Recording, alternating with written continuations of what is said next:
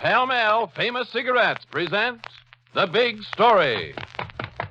Hey, you, where do you think you're going? Get out of my way. Oh, no, you don't. I saw you hold up that store. Give me that gun. Get out of my way. Give it to me. Okay, you asked for it. Here.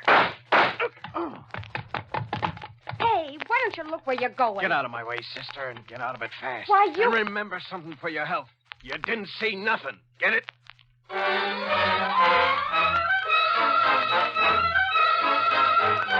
The Big Story.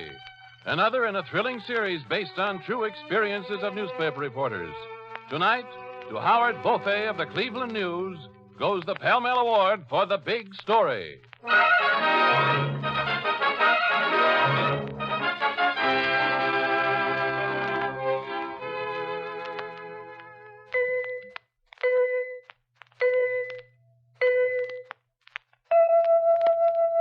Four notes that are alike, and one that is outstanding. And of America's leading cigarettes, one is outstanding. The longer, finer cigarette in the distinguished red package, Pall Mall. Ladies and gentlemen, have you noticed how many of your friends have changed to Pall Mall? There's a reason. Pall Mall Famous Cigarettes. Good to look at. Good to feel. Good to taste. And good to smoke. Yes, Pall Malls are good to look at, good to feel, good to taste, and good to smoke. For Pall Mall's greater length of traditionally fine, mellow tobaccos filters the smoke of this longer, finer cigarette. Gives you that smoothness, mildness, and satisfaction that no other cigarette offers you.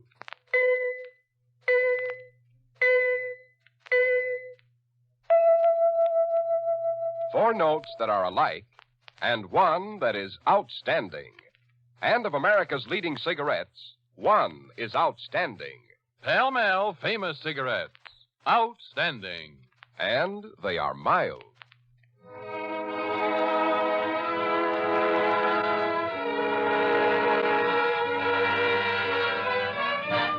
Now the exciting and authentic story of the case of the unfinished love song.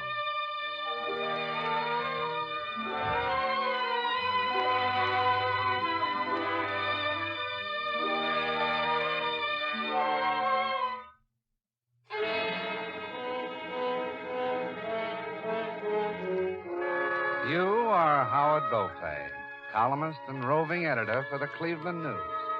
As such, you have the rare privilege of covering any story that strikes your fancy.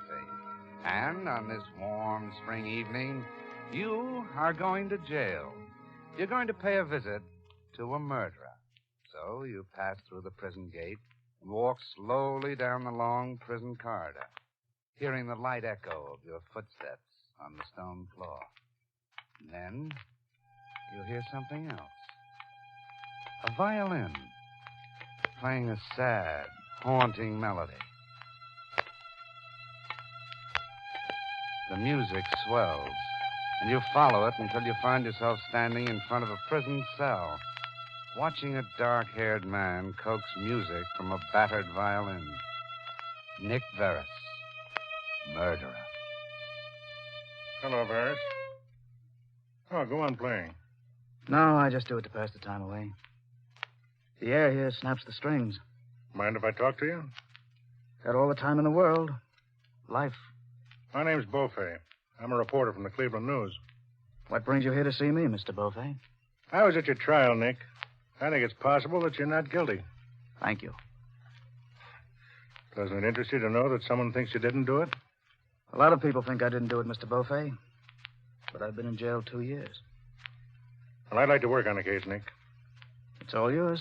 Any leads for me to follow up? Well, you might go and see Joni. Joni? My wife.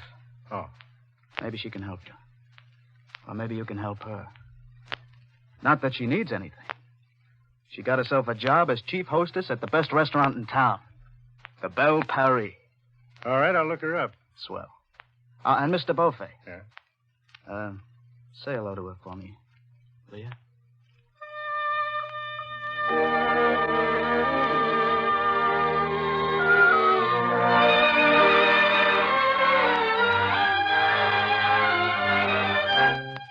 Joan Verris? A hostess here? Oh, no, monsieur. We don't employ any hostesses at La Belle Prairie restaurant, monsieur.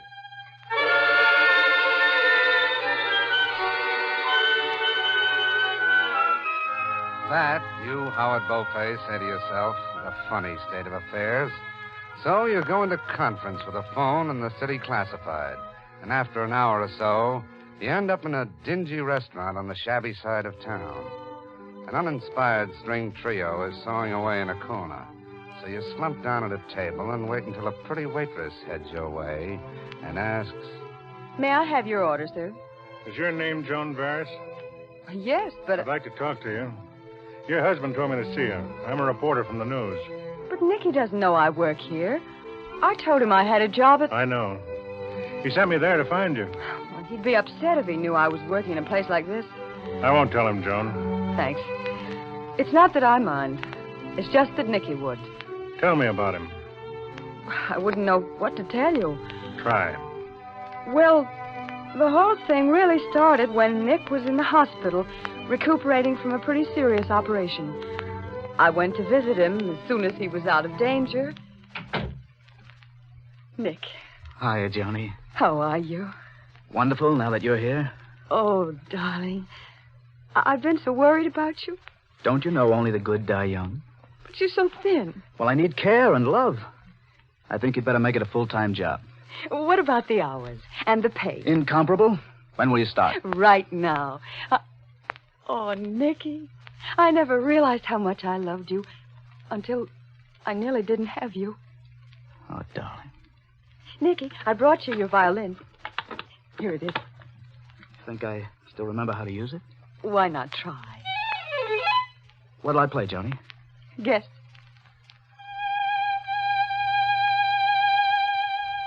Of course, our song.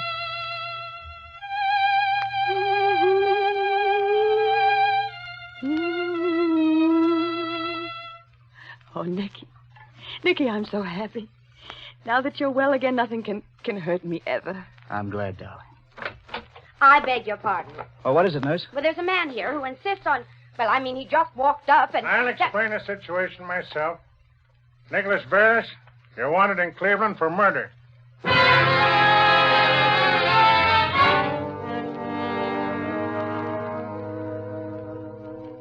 It happened so quickly, Mr. Beaufait. 1 minute we were alone. Nick was playing our song to me. And the next thing I knew, He was sentenced to life imprisonment for the 14-year-old murder of a man named Frank Dando. You were supposed to have stopped him as he ran out of a grocery store he was supposed to have robbed. Right? Yes. And Nick wasn't even in Cleveland then. Were you married to him at that time? No. Then how do you know he wasn't in Cleveland? He told me he wasn't. And you just take his word for it? Of course. You love him that much? I know him that well. There's only one thing to do. All the evidence is old stuff, buried for 14 years. We've got to dig it up. Now, I'm willing to try. Are you? You mean you'll help me? Well, I don't know if you call it help exactly. I'm not completely convinced of your husband's innocence, but the only way to find out is to look into the facts. Thank you for being honest, Mr. Beaufait. What do we do first? Our first step is the police records. Suppose I meet you tomorrow morning. We'll start looking. All right. I'll meet you at...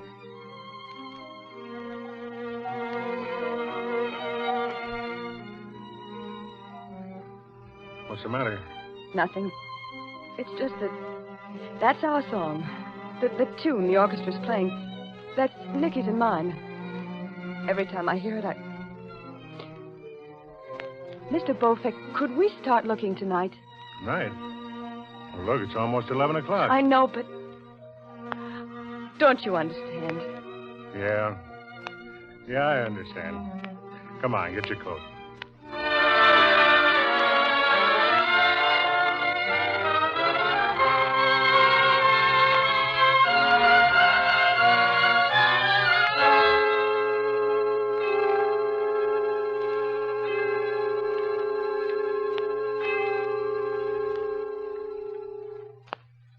Have you found anything else, Mr. Beaufait? No, not yet.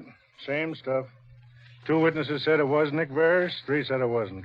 But they couldn't point a finger at anyone else. That's all I can find. I'll go on checking these papers here. Mr. Beaufait, Yeah, what is it? the police report of Frank Dando killing, 1924. Testimony of Louise Relic. I don't remember that name from the trial. She wasn't called at the trial. But the testimony of this girl is that she was waiting for a streetcar when a man with a gun ran out of the grocery store that was just robbed, and she saw his face clearly. Give me that paper. The gunman was identified as James Horvad, notorious gangster from the Flats area of Cleveland. No, it wasn't Nicky. She said it wasn't Nicky. You go on home, Joan. I'll call you in the morning. Well, what are you going to do? A little investigating on my own. I'd like to check this report and find out why that girl was never called to testify.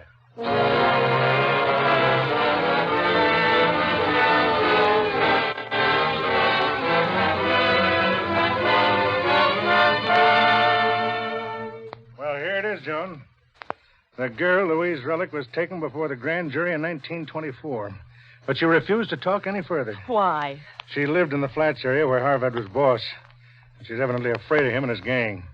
The deposition was no billed. What does that mean? Oh, dropped, buried, dead, finished. Oh, well, what about Horvad? Where is he now? He happens to be locked up for murder in the Ohio penitentiary. The Ohio prison? Yeah.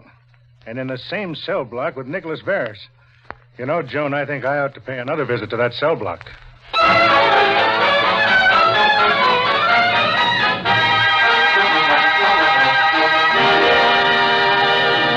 We'll be back in just a moment with tonight's big story. But first, a word from Cy Harris. Ladies and gentlemen, have you noticed how many of your friends have changed to pell-mell?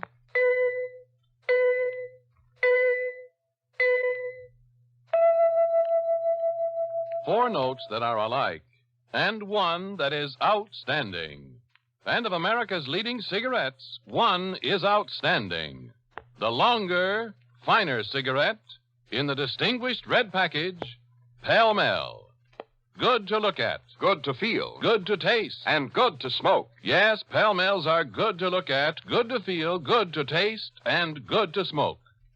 For Pall Mall's greater length of traditionally fine, mellow tobaccos filters the smoke of this longer, finer cigarette. Gives you that smoothness, mildness, and satisfaction that no other cigarette offers you.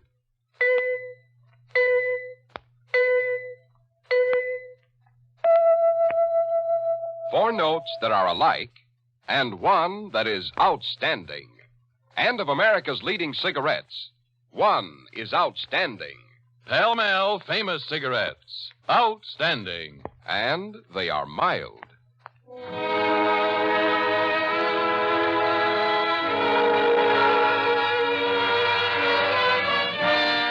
Now we return you to your narrator, Bob Sloan, and tonight's big story. You, Howard Beaufait of the Cleveland News, are once again walking down a corridor of the Ohio State Prison. You've just learned that it's the same prison that houses James Horvad, accused of the murder for which Nick Varys is serving term. And as you walk, you hear faintly the same melody you heard as you walked down the prison corridor once before. Only this time, the music hurts you. It hurts you because you know the story behind that unfinished love song. The story of two unhappy people. You reach the cell. Hello, Nick. Did you see Joan? Yeah? When? Just left her a few hours ago. Probably see her again this afternoon. They only let me see her twice a month. How is she? Oh, fine. When she comes to see me, it's hard to tell if she really looks all right through that screen they have up. She's fine, Nick. What dress was she wearing when you saw her? Dress? Oh, well, a sort of green thing, I think. With kind of white stuff up at the top? Yeah. I bought that for her just before. How's her new job, the hostess thing? Oh, it's fine. I'm glad she has a nice job like that. Sure. She's helpless about little things, you know. Like always forgetting to carry a handkerchief. She always gets all dressed up to go out and then has to borrow my handkerchief when she cries at the movies because she forgets hers. Did you have any trouble finding her? Tried to talk to the wrong gal at first and had a hard time explaining myself. I'll bet you did. Well, how'd you find Joni? Oh, she was over at this fly-speck joint, slinging hash, but She was slinging hash. Well, that is... Joni slinging hash? Look, Nick, I'm sorry. She told me she got a job as hostess. I thought it was an easy job and it would make things nicer for her. I didn't know she'd have to sling food in a one-arm joint. So that's the way to do it, huh? Stick a guy away in a cell with a number pinned on his back and forget him. And then his wife. Something that just keeps living. Something that doesn't matter. Well, it matters to me. It matters to me more than anything in the world, and they can't do it. If I could break out of this place, I'd murder every one of them with my bare hands. I'd really murder this time.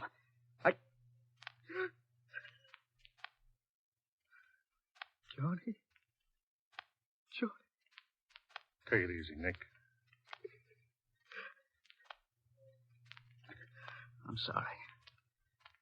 But my wife, I know. Nick, she helped me dig up some news for you. We found the testimony of a girl who was standing on a street corner when the killer ran by in 1924. She identified him as James Horvath. Why didn't the girl testify in court? She refused to appear. The record was just forgotten. Horvath must have been the one, then. Can anybody get him to admit it? I don't know. Do you think he's the killer? I don't know, Dink. Maybe they had a hunch about that girl when they offered me that deal. What deal? They told me they'd accept a plea of guilty to a manslaughter charge. What? Sure. That way they said I could serve 8 months and get parole. Why didn't you tell me this in the first place? I figured it was all water over the dam. Now, look, Nick. I'll be frank with you. I've been following up this case because it's good human interest stuff. Up to now, I wasn't convinced that you were innocent, although I had a hunch you might be. But passing up a chance to get off with an 8-month sentence? That rings a bell with me. I'm going to talk to Horvath. Thanks, Mr. Beaufait. Oh, and look. Yeah? When you see Joni, don't tell her I know about her being a waitress in that place. You know how it is. I wouldn't want to upset her.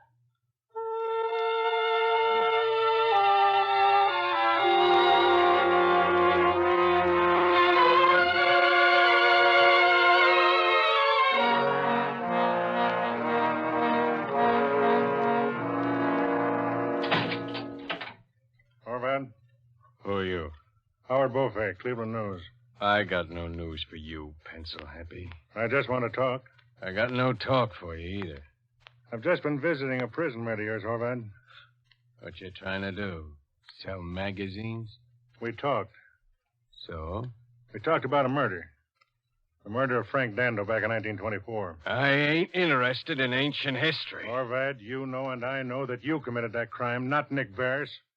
Why don't you do a decent thing for once in your life and clear him? When I want to hire a halo, I'll let you know. Horvath, look. Don't Horvath look me, reporter. Get out!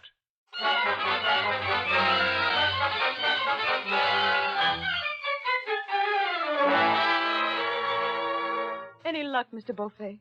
Not with Horvath. I see. Look, Joan. Maybe Horvath isn't the only cog in this machine. Maybe we could try and pin down that girl witness. Maybe. What, that shouldn't be too hard. Oh, no. After all, we know that her name is Louise Relic, or used to be, and that she lives in Cleveland, or used to live here, and that she was waiting for a trolley car in a street corner in 1924. So all we have to do is find her in a city of 1.25 million people, if she's still in Cleveland.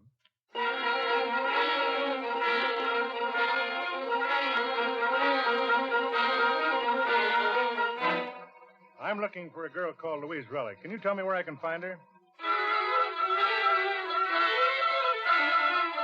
I'm trying to locate a woman named Louise Relic, who probably lived in this neighborhood. Have you any idea where she might be living now? I heard she might be living in this section of town.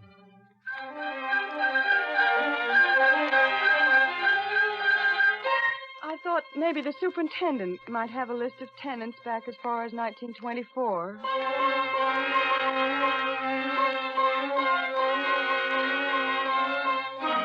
The name's Louise Relic. I hear she used to live in this neighborhood.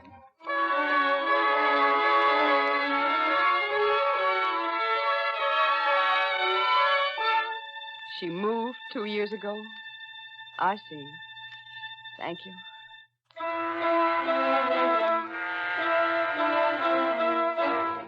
No forwarding address, huh? Thanks, anyhow.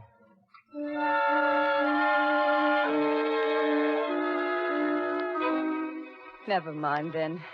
Thank you.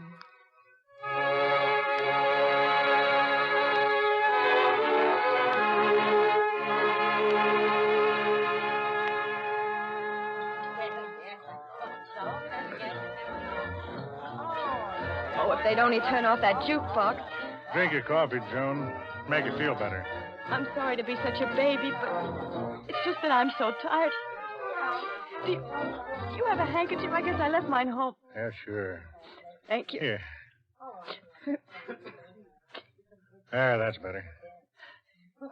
You didn't find out anything about the relic woman, did you, Mr. Beaufait? No? Going to keep on plugging? I don't know. I hate to give up, but it seems like such a hopeless thing to keep on tramping the streets, knocking on doors, asking questions and not getting answers. I don't see how.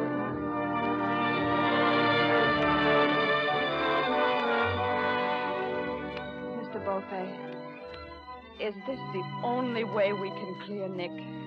I'm afraid so. All right, then, let's go knock on some more doors.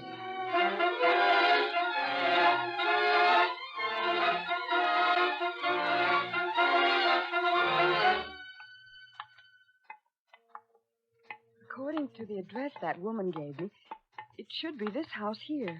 Look, Joan, it's late. Oh, no, let's try this house. It's the first definite address we've been able to find. All right.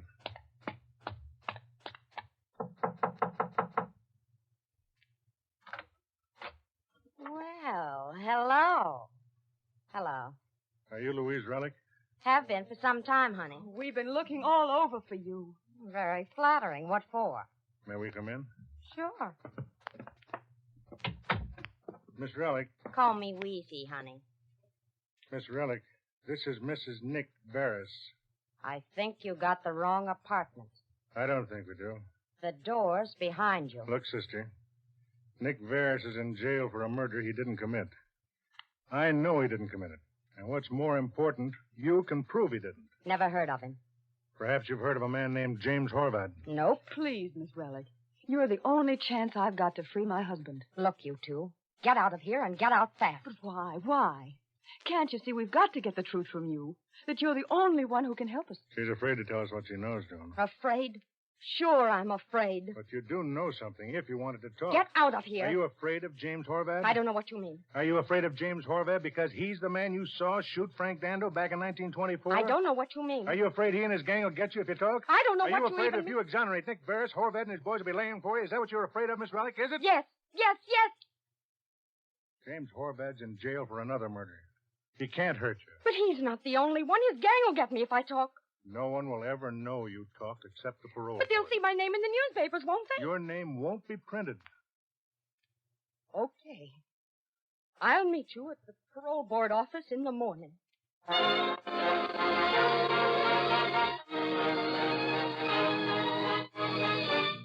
You spend the long hours of the night drinking black coffee and wondering if that frightened promise will hold. It does. The next morning, Louise Relic tells the parole board that the man she saw running from the scene of the robbery and murder was James Horvath. Then one day, a little later, you pull your car up to a stop in front of the state penitentiary. Nick will come out of that door over there, Joan. At 11 o'clock? At 11. What time is it now? Well, for the 10th time in the last 5 minutes, it's now 3 minutes of 11. 3 minutes. In just 3 minutes, Nick will walk out of that door. Do I look all right? You look wonderful. Do we have to wait in the car? I mean, couldn't Oh, we... come on. You wear me out.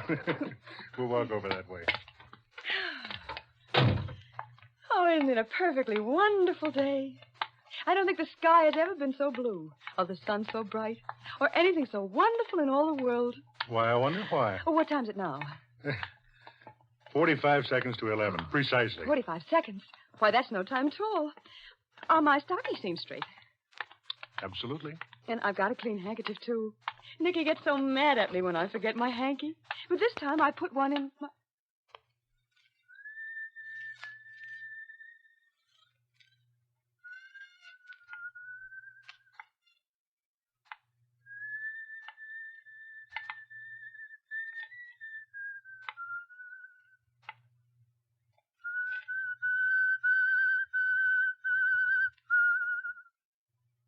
Nicky. Oh, Nicky.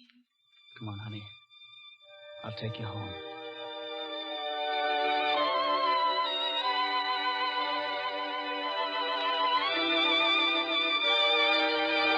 You, Howard Beaufait, had the rare privilege among newspaper men of being able to pick your own assignments. And this time you really picked one. You helped two good people find each other again, and you got your big story. And you'd been around the pencil game long enough to know which was the thing that really counted.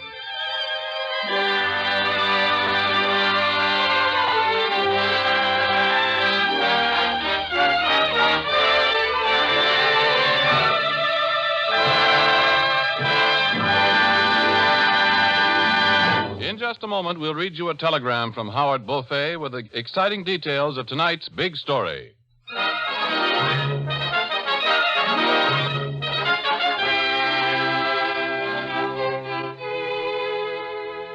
Pall Mall Famous Cigarettes. Good to look at. Good to feel. Good to taste. And good to smoke. Yes, Pall Malls are good to look at, good to feel, good to taste, and good to smoke.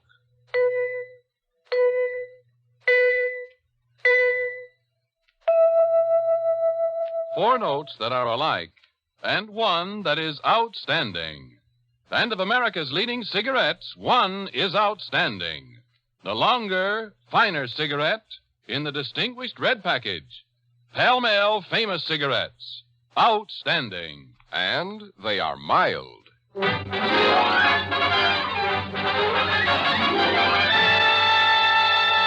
Now we read you that telegram from Howard Beaufait of the Cleveland News. Following his release from Ohio State Penitentiary, innocent musician in tonight's big story accepted engagement with well-known orchestra and, with his wife, left Cleveland. No one else ever came to trial for 14-year-old murder. Many thanks for tonight's Pall Mall Award. Thank you, Mr. Beaufait. The makers of Pall Mall Famous Cigarettes are proud to have named you the winner of the Pall Mall $500 Award for notable service in the field of journalism. Listen again next week. Same time, same station, when Pall Mall Famous Cigarettes will present another big story. A big story from the pages of the Washington Evening Star. Byline, Jack Allen. A big story about a newspaper reporter and a prize fighter who didn't like newspaper reporters.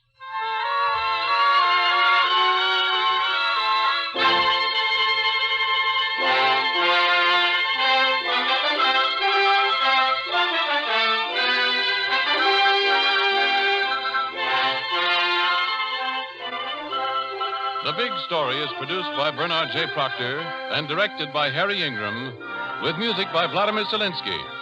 Tonight's program was written by Gail Ingram. Your narrator was Bob Sloan, and Craig McDonald played the part of Howard Beaufait. All names in tonight's story, except that of Mr. Beaufait, were fictitious, but the dramatization was based on a true and authentic case.